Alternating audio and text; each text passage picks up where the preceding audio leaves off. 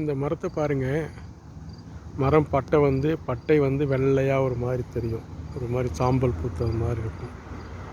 பக்கத்து நெருக்கமான கிளைகள், அடர்த்தியான தடைகள் எல்லாமே நல்லா இருக்குது பார்க்குறதுக்கு. அதில் இன்னொரு வேடிக்கையான ஒரு விஷயம், விந்தையான விஷயம் வந்து பார்த்திங்கன்னா, இந்த மரத்தினுடைய இலைகள் வந்து மேல் பக்கம் பசுமையாக இருக்கும், கீழ் பக்கம் சாம்பல் பூத்த மாதிரி வெண்மையாக இருக்கும். மேல் பக்கம் இங்கே பாருங்கள், அடிப்பகுதியை பாருங்கள். அடிப்பகுதி சாம்பல் பூத்த மாதிரி இருக்கும், மேல் பகுதி பசுமையாக இருக்கும். அதான் இந்த மரத்தினுடைய பியூட்டி.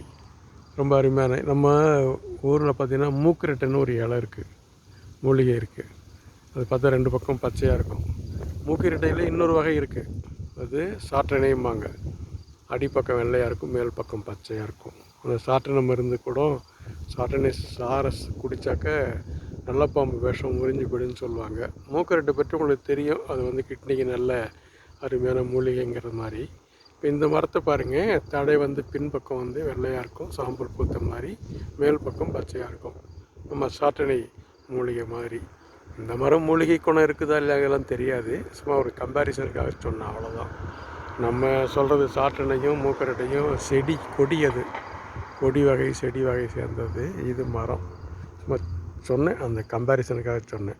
ஒரு அருமையான மரம், நல்லா கிளைச்சிருக்கு பாருங்கள், அடியிலிருந்து கிளைச்சிருக்கு, செழுமையான மரம்.